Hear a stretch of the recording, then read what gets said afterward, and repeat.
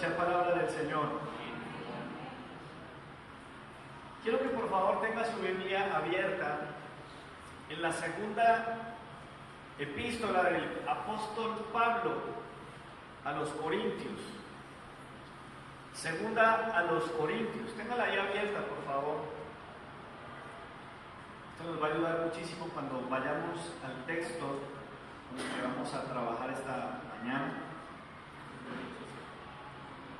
Segunda a los Corintios. Téngalo allí. Ahorita les doy las otras coordenadas. Quiero que hablemos un poquito de dos conceptos que son reales en la vida de todos los seres humanos. Digo todos, porque a no ser que estemos hablando de Jesús, no ha existido hombre sobre la tierra que sea libre de estas dos cosas que voy a mencionar ahora.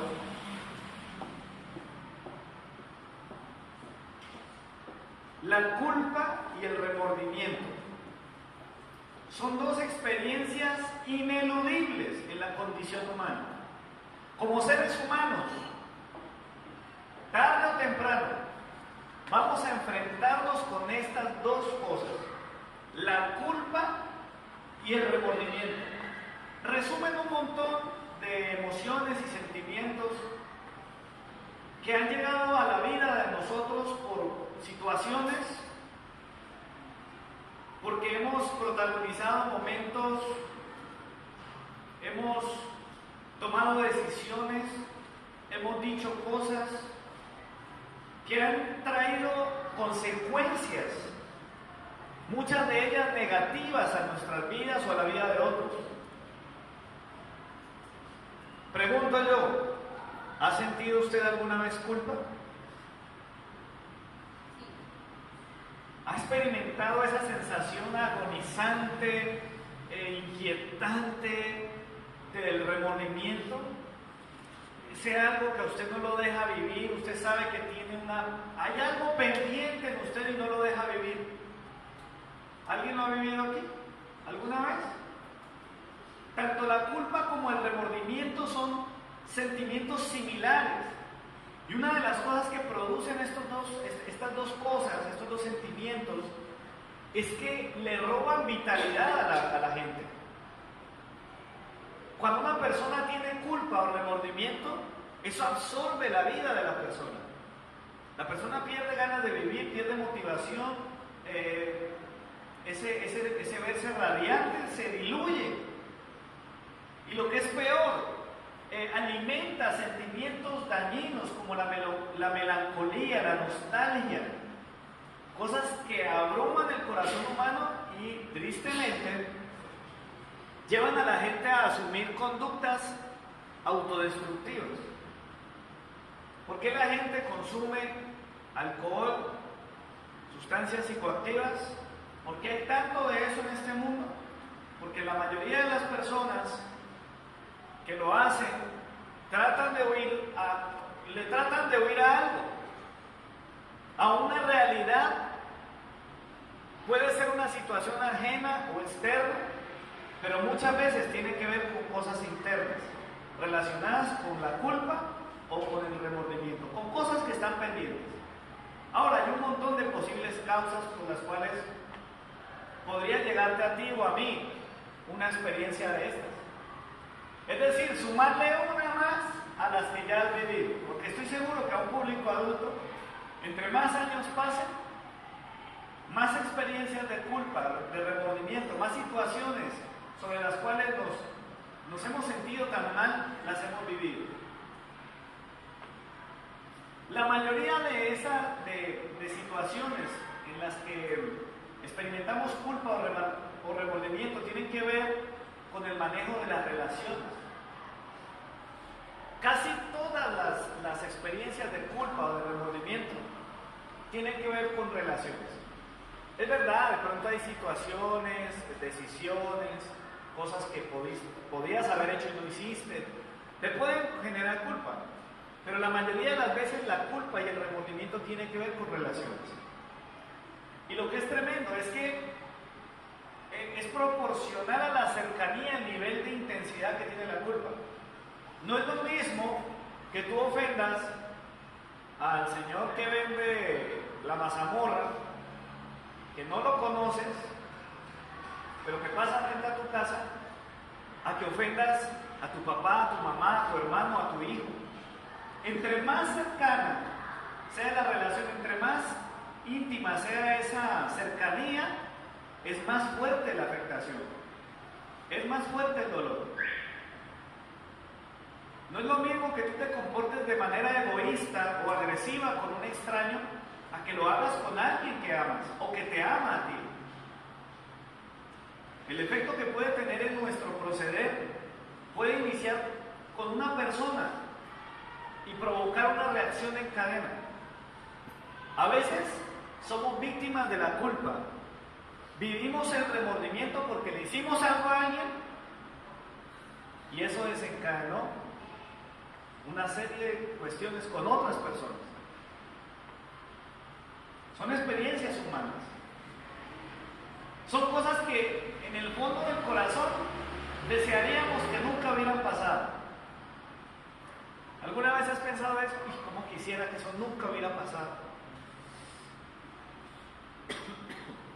Daría lo que fuera porque eso no hubiera ocurrido. ¿Alguien lo ha pensado alguna vez? Que usted quisiera como si pudiera editar, como uno edita los videos, ¿sí? Yo puedo tomar esta predicación, y de hecho en algunas veces lo he hecho, cuando ha habido una interrupción o alguna cosa particular y no quiero que eso aparezca en el video, simplemente corto el pedacito. Me ha pasado sobre todo con gente que llega tarde a la reunión, que por cierto, por lo general nunca recibe una carita feliz, pero qué bueno por los que reciben carita feliz. Cuando a veces hago anuncios entre los mensajes, yo corto esos anuncios que no tienen que ver con el mensaje para dejar el contenido lo más enfocado posible. ¿Por qué? Porque los puedo borrar, los puedo quitar. Y quien ve ese video dirá, ve, aquí no ha pasado nada. Pero hay cosas que tú y yo no podemos, aunque queramos.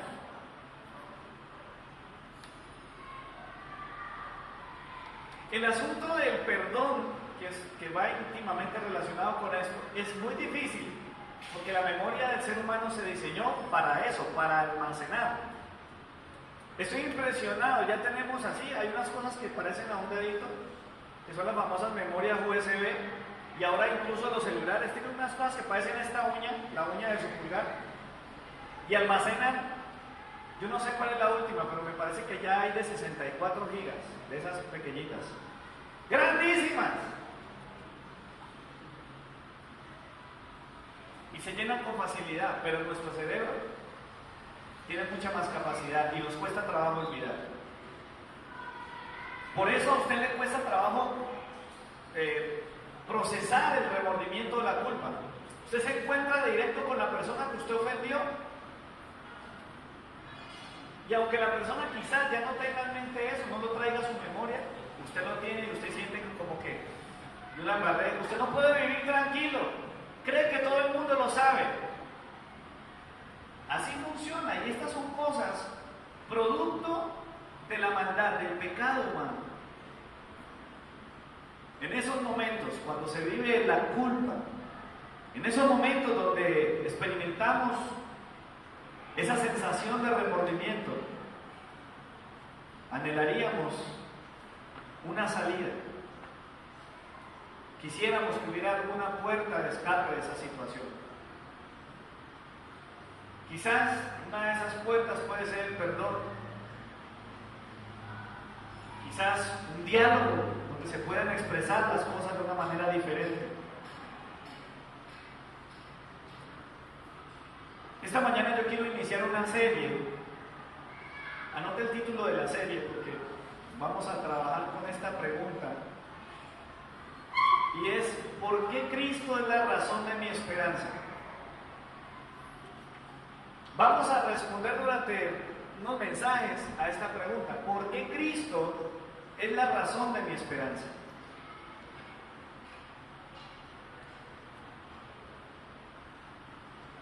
Y vamos a relacionar el tema de hoy precisamente con esa pregunta. Y juntos vamos a identificar en la Biblia la respuesta a esa pregunta. Y vamos a iniciar con el primer tema de esta serie.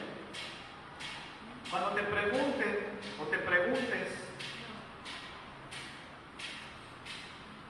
¿por qué Cristo es la razón de mi esperanza? ¿Por qué Cristo es el motor de tu esperanza? La primera respuesta que vamos a argumentar bíblicamente es: porque en Cristo tenemos reconciliación. Ese sería el título puntual del mensaje de hoy. Porque en Cristo tenemos reconciliación. Amén. ¿Cuántos creen que eso es verdad? ¿Dónde de la Biblia dice eso? Bueno, ya les di una pista, vamos a mirar. 2 Corintios, capítulo 5. ¿Por qué Cristo es la razón de mi esperanza? Porque en Cristo tenemos reconciliación. 2 Corintios, capítulo 5. Y como lo hicimos la semana anterior, quiero que nos disfrutemos la lectura de este capítulo, todos juntos. Dice la palabra del Señor: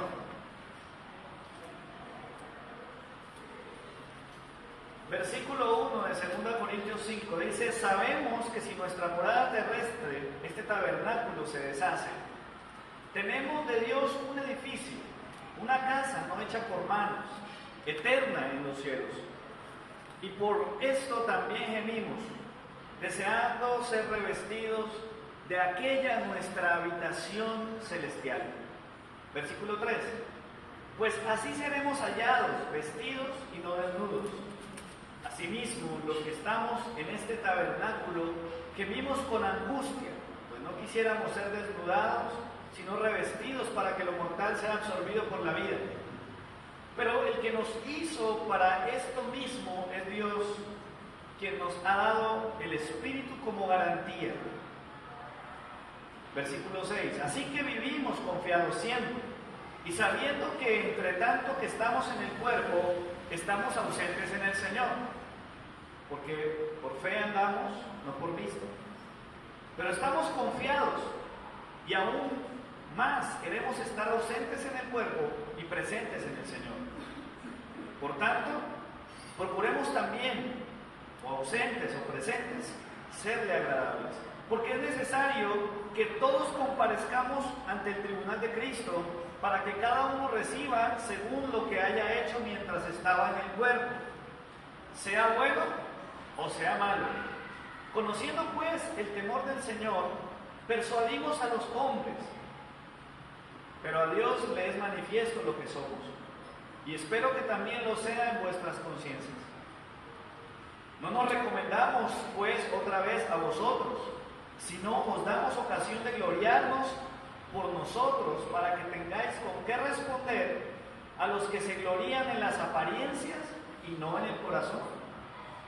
Versículo 13: si estamos locos,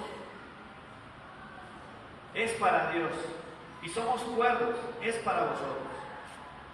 El amor de Cristo nos constriñe pensando esto, que si uno murió por todos, luego todos murieron, y Él por todos murió, para que los que viven ya no vivan para sí, sino para aquel que murió y resucitó por ellos. 16: de manera que nosotros de aquí en adelante a nadie conocemos según la carne, y aún si a Cristo conocimos según la carne, ya no lo conocemos así. De modo que si alguno está en Cristo, nueva criatura es. Las cosas viejas pasaron, todas son hechas nuevas. Y todo esto proviene de Dios, quien nos reconcilió consigo mismo por Cristo y nos dio el ministerio de la reconciliación. Dios estaba reconciliando consigo al mundo, no tomándoles en cuenta a los hombres sus pecados, y os encargó a nosotros la palabra de reconciliación. Así que somos embajadores en nombre de Cristo, como si Dios rogara por medio de nosotros. Os rogamos en el nombre de Jesucristo, reconciliados con Dios. Al que no conoció pecado, por nosotros lo hizo pecado, para que nosotros seamos justicia de Dios en él. Muy bien.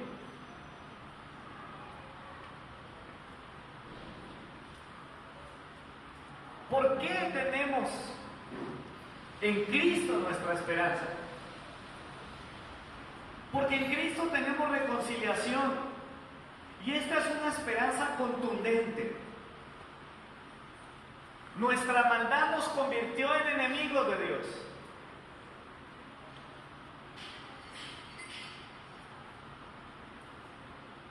Por nuestros pecados, por nuestra rebelión, nos convertimos en enemigos de Dios.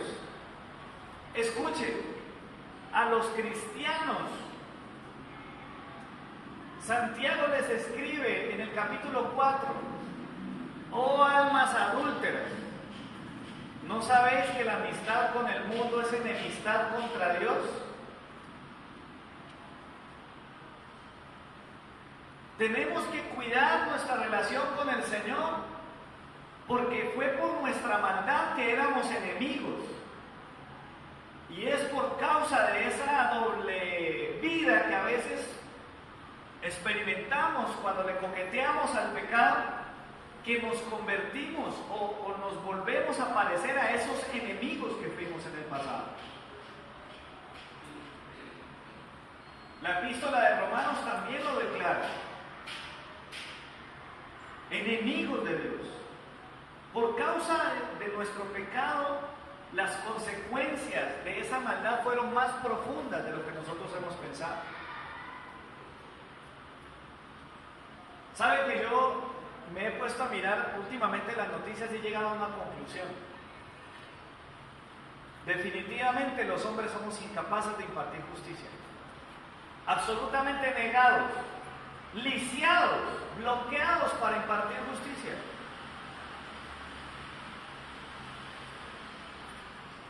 ¿No somos objetivos?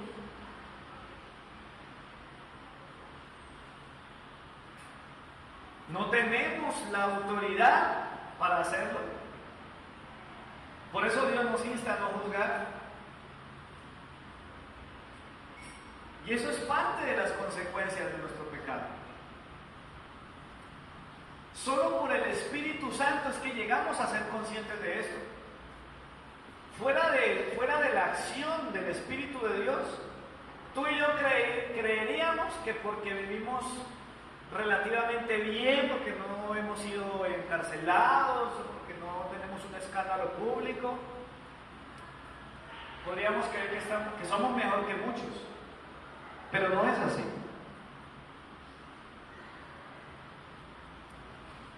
Una de las cosas más peligrosas que pueden pasar en esta vida, y es un truco del diablo, es hacernos pensar a nosotros que no le hemos ofendido lo suficiente. Dice la Biblia que el príncipe de este mundo cegó el entendimiento de la gente para que no le resplandezca la luz de Cristo. Escuche, si usted no se siente, si usted no asume una posición de responsabilidad por su pecado, usted nunca va a ver necesario el Evangelio. Por eso es tan difícil llegarle a una persona que se cree moralmente buena. ¿Qué problema llegarle a una persona? Es más, qué difícil es exhortar a un hermano en Cristo que piensa que está más allá del bien y del mal.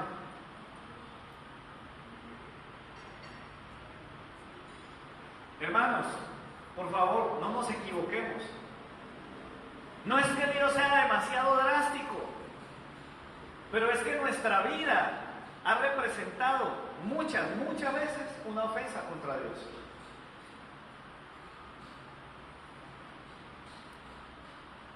El apóstol Pablo escribe en Romanos y dice: es verdad, por la maldad de un hombre entró el pecado, pero tú y yo somos igualmente responsables.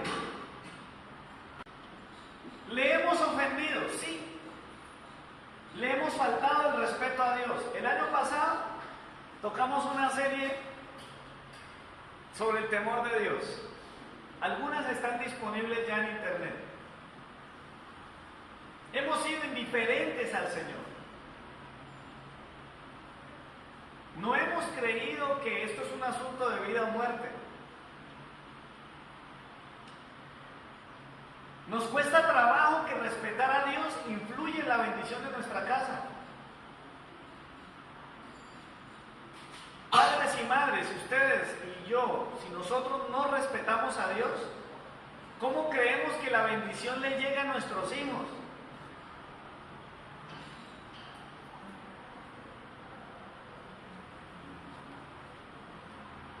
La insurgencia, palabra con la que se identifican los agentes del conflicto armado en Colombia, rebeldes según ellos, pero ¿para qué causa? Supuestamente hay un conflicto. ¿Con quién será? Porque se meten con las poblaciones que no pueden defenderse. Y algo que ha dado muy duro en el corazón de la sociedad colombiana es darse cuenta que no respetan ni siquiera que estaban durmiendo unos soldados. Démosle crédito a lo que dicen los informes. Y decimos, qué malos son los guerrilleros, qué malos son los violentos. Pero tú y yo no somos mejores que ellos. ¿Rebeldes? ¿Cuántas veces hiciste tu voluntad y no respetaste la voluntad del Señor? ¿Cómo le ofende a un papá que le hable a su hijo y el hijo no le haga caso? Y vienen y le dicen al pastor, pastor, ore por mi hijo porque es que está en una rebeldía. Y nosotros hemos sido rebeldes, infractores de la ley, quebrantadores del mandamiento. Conocemos la palabra y somos doblemente responsables. La rebeldía humana no tiene límites, hermanos. Cuando la gente habla de por qué este mundo está así, no nos mande a filosofar. No se mate tratando de articular una buena respuesta. Es simple, la maldad del ser humano es la causa del por qué todo esto está tan patas arriba. Desde temprano pasó. ¿Cuál es el primer libro de la Biblia? Génesis. ¿Qué registra el libro de Génesis en el capítulo 8? Cuando Dios dice, me arrepiento de haber hecho a esta gente, y decide acabar con la raza humana en su totalidad, con agua. Solamente Noé y unos familiares salieron libres de esa situación. Por su fe, no porque fueran perfectos. Nosotros, amados hermanos, tenemos que reconocer, no podemos olvidar esto. Usted puede ser muy buen cristiano. Conozco a gente muy buenos cristianos, pero no se nos puede olvidar que ofendimos al Señor. Y lo hicimos de una manera tal que fuimos destituidos de la gloria de Dios. Eso lo dice Romanos 3. No tenemos parte con el Señor. No hay justo, no hay uno solo.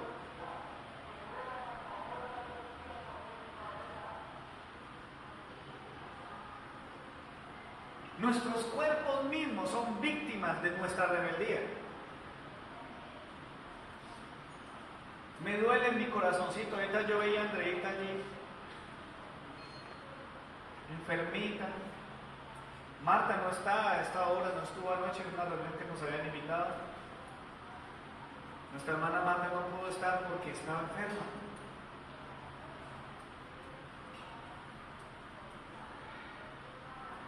Esta semana despedíamos a doña Alba María, la mamá de don José Bolívar. Por el pecado entró la muerte, dice la Biblia.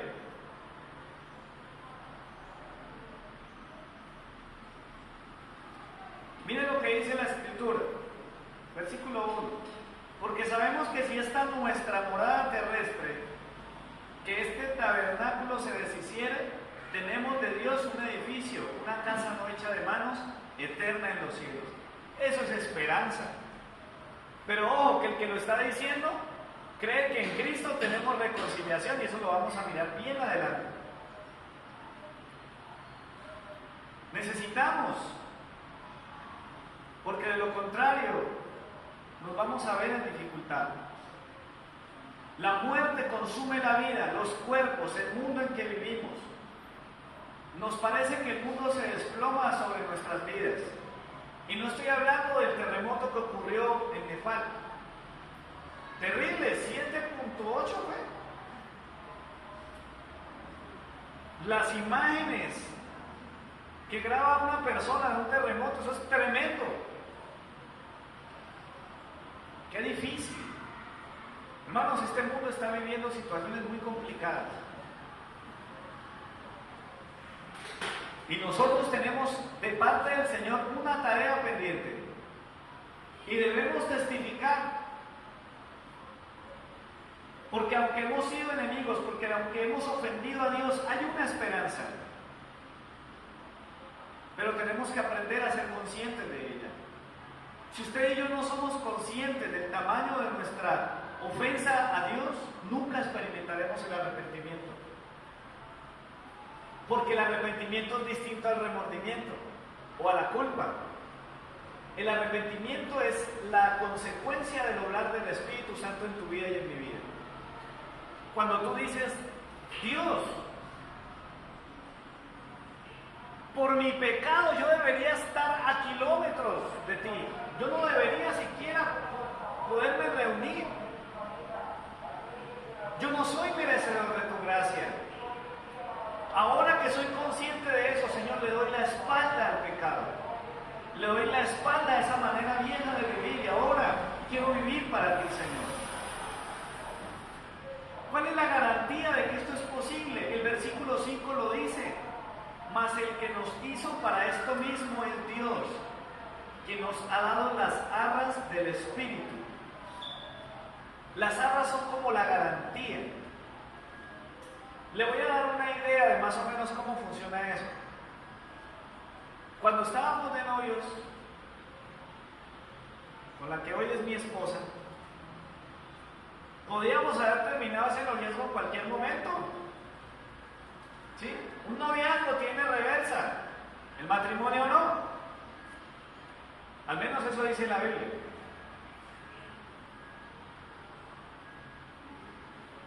Pero resulta que un día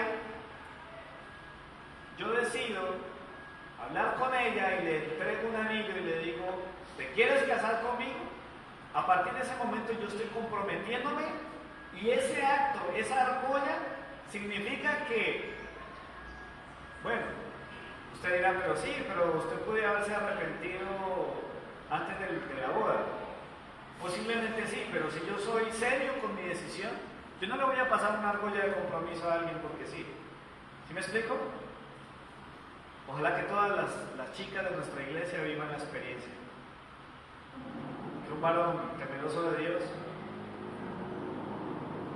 ¿sí? Un día una Valeria, el día que Valeria salga de su casa, sea porque un hombre la amó, la respetó y la valoró tanto que dijo, yo quiero que estemos juntos y lo voy a hacer como Dios manda, como debe ser. ¿Sabe que Dios es tan lindo que esta misma figura se aplica para nosotros? Todavía no estamos en el cielo, es verdad. Todavía vivimos y luchamos con nuestros pecados y con el pecado del otro y con los problemas, con la enfermedad, con tanta cosa. Pero tenemos las arras, tenemos una garantía y hay una prenda de garantía. Eso es como un contrato de compraventa. ¿Alguien alguna vez ha firmado eso? ¿Ha utilizado eso? Si usted va a vender un carro, por ejemplo, usted viene un cliente, habla con usted le muestra un carro y dice, sí, me interesa el carro, firmemos la promesa de compraventa. Por lo general, ese papel tiene una cláusula incluso en la que si uno de los dos se echa para atrás tiene que pagar. Eso es un compromiso, eso es un anticipo, significa que lo que yo estoy haciendo va en serio, es en firme. Y Dios está decidido a tenerte a ti y a mí en la eternidad. Jesús dijo, yo voy a preparar lugar para ustedes. Cuando el pasaje arranca hablando una casa o un edificio, se refiere a nuestros cuerpos. Dios está preparando en un momento de nuestra vida, cuando vayamos a estar con Él, Dios nos va a revestir de un nuevo cuerpo, un cuerpo especial para estar con Él. Pero todo eso solamente es posible cuando hemos vivido la experiencia de la conversión. Cuando el Espíritu Santo, que es el que convence al mundo de pecado, de justicia y de juicio, nos hace caer en cuenta de nuestra culpabilidad. Cuando reconocemos que hemos vivido mal, y entonces la culpa y el remordimiento pasan a la historia y aparece el arrepentimiento genuino, donde una persona dice: Señor, reconozco mi pecado, te pido perdón, me entrego a ti, Señor. Amén. Esto es un asunto de fe, hermanos. Mira lo que dice la palabra, versículo 6 al 10, dice: así que vivimos confiados. ¿Cuándo? ¿Cuándo está esa confianza vigente? Dígalo duro. ¿Cuándo estamos confiados? Siempre. Siempre. Y sabiendo que en tanto que estamos en el cuerpo, estamos ausentes del Señor. Es verdad. Todos queremos ver al Señor. Pero nosotros no andamos por vista, sino por fe. ¿Usted cuándo ha visto a Dios? Bobada suya, locura suya, irracionales. Si estamos locos, estamos es por Cristo, hermano. Qué bueno que cuando despedíamos a Mamá María, la suegra de mi hermana Cecilia, sus hijos podían dar fe, decir, esa mujer era una mujer temerosa de Dios y tiene su recompensa lista. Versículo 8, pero confiamos y más quisiéramos estar ausentes del cuerpo y presentes al Señor. Yo creo que este pasaje serviría para fortalecer a una familia que está sufriendo la pérdida de su ser querido. ¿Alguna vez usted ha pensado, ay, tan rico que esto ya se acabara? ¿En situaciones difíciles? No, nunca lo ha pensado. Los que lo han pensado, yo sí lo he pensado. Ay, Señor, con tanta lidia, esto está complicado. ¿Por qué? Porque si desaparecemos de aquí, estaremos un día con el Señor. Mientras estamos en el cuerpo queremos verlo, pero no lo vemos, pero andamos por fe, no por vista. Pero qué chévere el día que podamos pasar de esta vida a la eternidad y vernos con el Señor. Versículo 9. Por tanto, procuramos también, o ausentes o presentes, ¿qué debemos hacer? Serle agradables. ¿Por qué razón? Versículo 10. Porque es necesario que todos, ¿cuántos? Todos nosotros comparezcamos ante el tribunal de Cristo, para que cada uno reciba según lo que haya hecho mientras estaba en el cuerpo, sea bueno o sea malo. Esta no es una palabra para echársela a la gente que está fuera de la iglesia o fuera de la cristiandad que tú profesas. Esta es para nosotros, para que no se nos olvide que con Dios no podemos jugar. Un día tendremos que pararnos frente al tribunal de Cristo. Y a diferencia de nosotros, que somos incapaces de impartir justicia como se debe, que estamos lisiados para hacer eso, no lo podemos lograr, Él sí lo tiene. Su tribunal es perfecto y Él sabe. El tribunal de Cristo aguarda por cada uno de nosotros. Si esto que estoy diciendo te causa temor, es porque hay líos con tu esperanza, porque hay una crisis de fe en tu corazón. Pero si Cristo es la razón de tu esperanza, si Cristo es lo que te mantiene expectante para bien de ese encuentro en el tribunal del Señor, es porque en Cristo has encontrado reconciliación.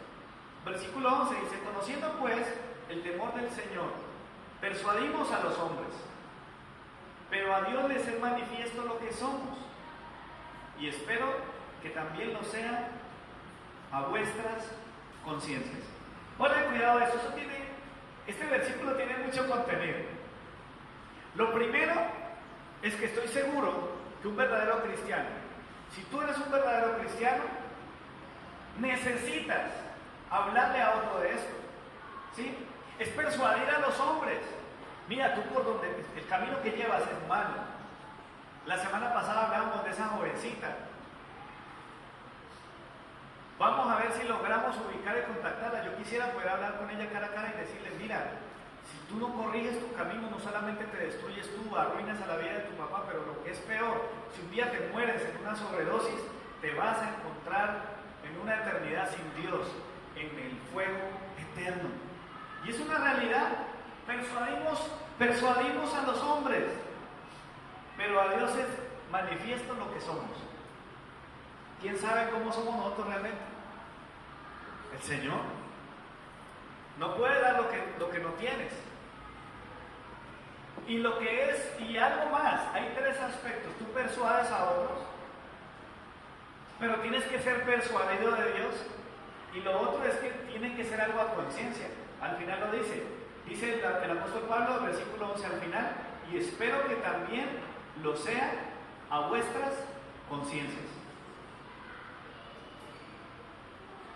Tenemos que ser intencionales al hablar a otros del Señor. Escuchen, mis hermanos, al final de este mensaje la idea es que usted tenga una herramienta. Y como dijimos al comienzo, tantas personas en el mundo, infaliblemente, ineludiblemente van a experimentar o han experimentado o están experimentando la culpa y el remordimiento, van a ser las oportunidades en que tú vas a poder hablar de esto. Crisis matrimoniales, problemas entre padres e hijos, líos laborales, problemas entre vecinos, dificultades entre familiares y amigos. Ahí va a haber oportunidad de hablar de este tema. Versículo 12 dice, no nos recomendamos pues otra vez a vosotros, sino que os damos ocasión de gloriarnos por nosotros, para que tengáis con qué responder a los que se glorían en las apariencias y no en el corazón. Porque le cuento una cosa, y es bien delicado esto. Usted puede parecer, pero Dios sabe si usted es o no es. Usted puede hacer cosas cristianas, pero Dios sabe si usted es o no es. Y nuestra esperanza, mi esperanza, es que esta iglesia produzca cristianos a conciencia, no de apariencia. ¿De qué nos sirve cambiar nuestras apariencias si no cambiamos lo que somos? Versículo 13, porque si estamos locos, es para Dios. Si somos cuerdos, es para vosotros. Amados, solo una persona que tiene esperanza comunica esperanza. La esperanza es contagiosa. Si usted no la tiene, no la contagia. Así de simple es. Un ejemplo terrenal. Imagínese que usted quisiera aparentar que tiene gripa. Bien podría. Yo me acuerdo de un capítulo del Chavo donde la Chilindrina fingió estar enferma. Usted puede fingir estar enfermo y amenazar a todo el mundo que lo va a contagiar, pero si usted no está enfermo, no enferma a nadie. Pero ¿qué ocurre si es efectivo que usted está enfermo?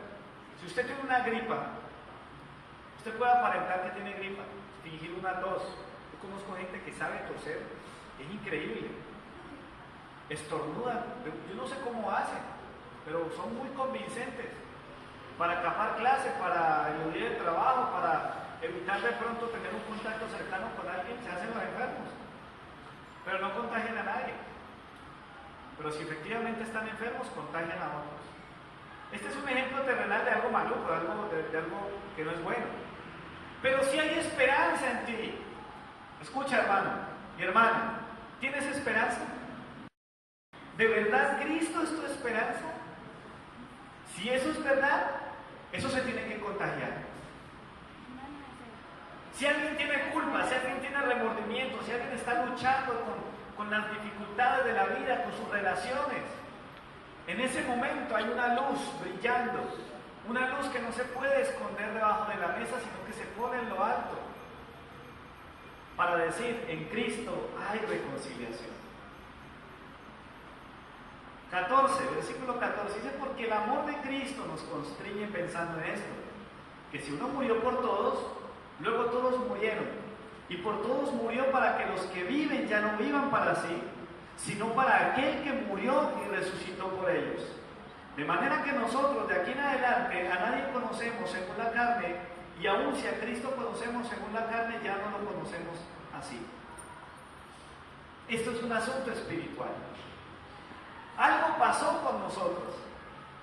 Hay gente que no lo sabe explicar. De hecho, tú y yo a veces no sabemos decirlo. A un siervo le preguntan, bueno, ¿qué fue lo que te pasó? ¿Quién era el que te sanó? Y ese siervo dice, yo no sé, yo no sabría explicarle bien qué fue lo que pasó, pero lo único que sí sé es que yo antes era ciego y ahora veo. Antes yo estaba perdido, yo antes era un enemigo de Dios, yo antes era un rebelde delante de Dios, un irrespetuoso delante de Dios, pero ahora soy su hijo. La muerte de Cristo, su muerte redentora, es esa realidad que cambia nuestra vida. Es el motor de por qué debemos vivir cada día para Él.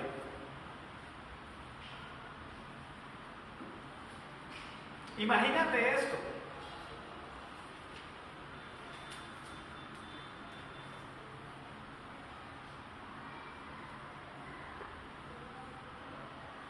Cristo tomó la cruz que tú y yo debíamos llevar. Cada vez que tú mires una película que ilustra la muerte, la crucifixión del Señor, estás viendo a aquel que decidió ocupar el lugar que te pertenecía a ti, el lugar que me pertenecía a mí. Y lo hizo con un propósito. Versículo 17.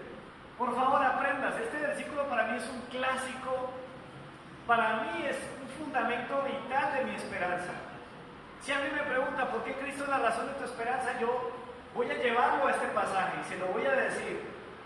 Según a los Corintios, capítulo 5, versículo 17 dice: de modo que si alguno está en Cristo, nueva criatura es. Las cosas viejas pasaron y aquí todas son hechas nuevas. ¿Cuántos están en Cristo Jesús? ¿Cuántos podrían dar un aplauso al Señor Jesucristo? Hermanos, eso me cambió la vida, es la razón de mi esperanza. Y no es individual. Yo no tengo derechos reservados de autor sobre esto que estoy diciendo. Cuando Dios llega a nuestra vida, cuando el Espíritu Santo está trabajando y nos hace conscientes de nuestro pecado, también nos hace conscientes de que en Cristo todo ese pasado quedó atrás y empiezas una nueva vida. Se puede vivir una segunda oportunidad y hay mucha gente que necesita saberlo. Hay otra oportunidad. ¿Por qué? Versículo 18, porque todo esto proviene de Dios, quien nos reconcilió ¿con quién? Consigo mismo por Cristo, y nos dio el ministerio de la reconciliación. En esta tierra mucha gente vería como una bobada que una persona que fue ofendida vaya a buscar arreglar las cosas con el que lo ofendió. Lo normalito a los ojos de los hombres es que el que ofendió vaya y pida perdón y vaya y arregle las cosas, busque que todo se arregle otra vez. Y a mucha gente le parece que es una bobada. Usted es tan bobo, ¿no? Y yo he escuchado cristianos que dicen: yo soy manso pero no menso, para justificar el hecho de que si a usted lo ofendieron, usted no va a ir a arreglar las cosas. Y así no es. Dios nos da el ejemplo. Él nos reconcilió a nosotros con Él por sí mismo. Él lo puso todo. 19 dice que Dios estaba en Cristo reconciliando consigo al mundo, no tomándole en cuenta a los hombres sus pecados, y nos encargó a nosotros la palabra de la reconciliación.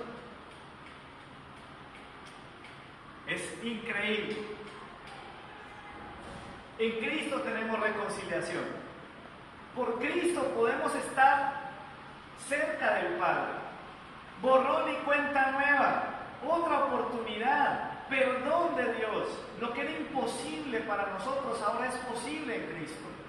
Porque la religión es insuficiente para vivir la reconciliación con Dios. Escucha, no hay nada que tú o que yo podamos hacer para reconciliarnos con Dios. No hay manera de voltear una balanza. Es que nos enseñaron que la justicia de Dios era la misma justicia de los hombres. Cometes un crimen, pagas la culpa y se cuadra esto. Peca, reza y empata. No, así no es. Era imposible, es imposible. No lo intentes más. Solamente había una forma. La ofensa fue tan grande que la única manera de cuadrar este asunto, de reconciliarnos con Dios, era que Dios pusiera la manera de reconciliarse. Por eso el mediador es Cristo. Tú y yo no podíamos. Fuimos destituidos de la gloria de Dios.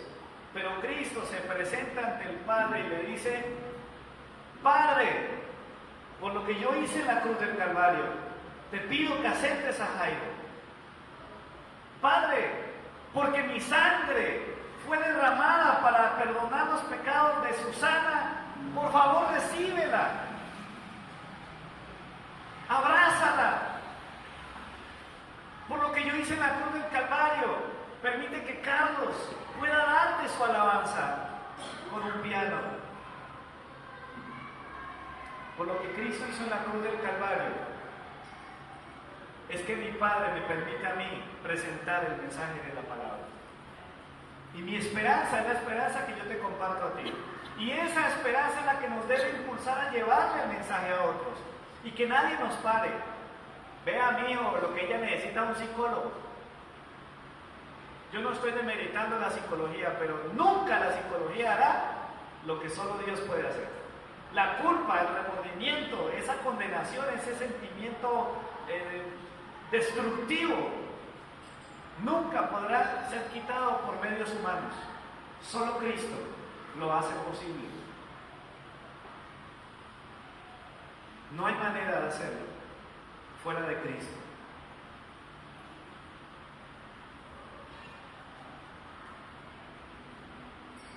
¿Por qué Cristo es la razón de mi esperanza? Porque en Cristo tengo reconciliación.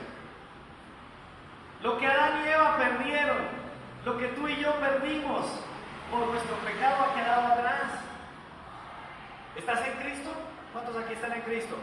Entonces, si estás en Cristo, eres nueva criatura. Las cosas viejas pasaron, ya no eres enemigo, eso quedó atrás. Ya no existe más. Es una nueva vida, es un nuevo tiempo para ti. Si no estás seguro de eso, tienes que pedirle hoy al Señor: Señor, perdóname. Me presento en el nombre de Jesucristo para que por favor me perdones. Yo quiero reconciliarme contigo. Quiero que terminemos este mensaje haciendo una pregunta, un par de preguntas. ¿Eres consciente que por tu pecado te convertiste en un enemigo de Dios? ¿Sí o no? Bueno, ¿tienes claro que un día vas a estar frente al tribunal de Cristo y vas a recibir conforme a lo que has hecho? Muy bien. Ahora, pregunto yo, ¿tu esperanza está en Cristo? Porque si es así, podemos esperar la eternidad. Que Cristo venga cuando Él quiera. Él sabe cuándo. Que venga, tú y yo estaremos preparados. Pero hermanos, hay otros que necesitan ese perdón. Hay otros que necesitan esa esperanza. Por favor, si alguien le llega a preguntar: venga ¿usted por qué dice que tiene en Cristo su esperanza? ¿Usted por qué habla tanto de Jesús? Porque yo veo que usted está como tan confiado. Mire que yo me ayudo con otras cosas, yo practico yoga, yo tengo el Feng Shui, yo me hago leer las cartas porque las estrellas también tienen que ver con... Nada de eso. Ah, ¿usted está loco? Sí, estoy loco porque en Cristo tengo reconciliación. Vamos a decirlo juntos. 2 Corintios 5:17. Ojalá ya tenga una parte al menos en su cabeza. De modo que si alguno está en Cristo, nueva criatura es. Las cosas viejas pasaron, he aquí todas son hechas nuevas. 2 Corintios 5:17. Al que pregunte, ¿cómo así que usted en Cristo tiene reconciliación? Por eso usted tiene esperanza. ¿Cómo así? Explíqueme. Es que si alguno está en Cristo, nueva criatura es. Todo lo anterior se quedó atrás. Quiero pedirle que se ponga de pie con su Biblia en la mano y terminemos este tiempo leyendo 2 versículos, los 2 últimos versículos del capítulo 5 que hemos leído este día. ¿Tienes esperanza? ¿Estás preparado para presentarte ante el tribunal de Cristo? Porque si estamos en Cristo, somos nuevas criaturas y todo el pasado quedó atrás. Vamos a leer los versículos 20 y 21. Así que somos embajadores en nombre de Cristo, como si Dios rogara por medio de nosotros. Os rogamos en el nombre de Cristo, reconciliados con Dios. Al que no conoció pecado, por nosotros lo hizo pecado, para que nosotros seamos justicia de Dios en él. Amén. Tenemos que hacer algo.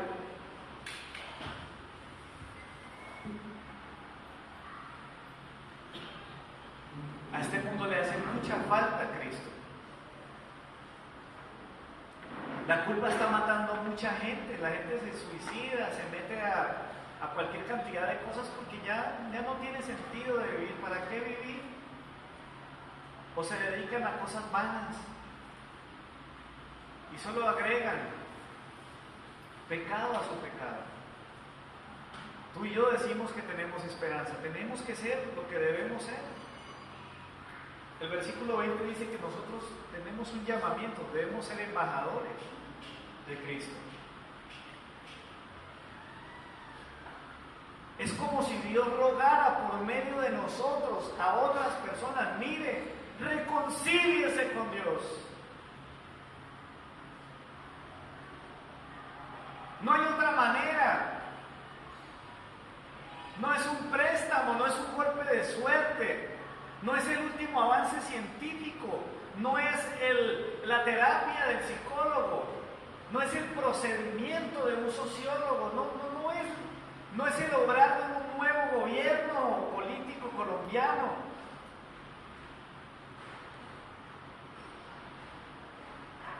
Lo único que este mundo necesita para recuperar la esperanza es a Cristo. La esperanza que Él te otorga, porque Él, a través de Cristo, se reconcilia contigo. ¿Aceptas tú eso? Cierra tus ojos allí, toma un momento para orar.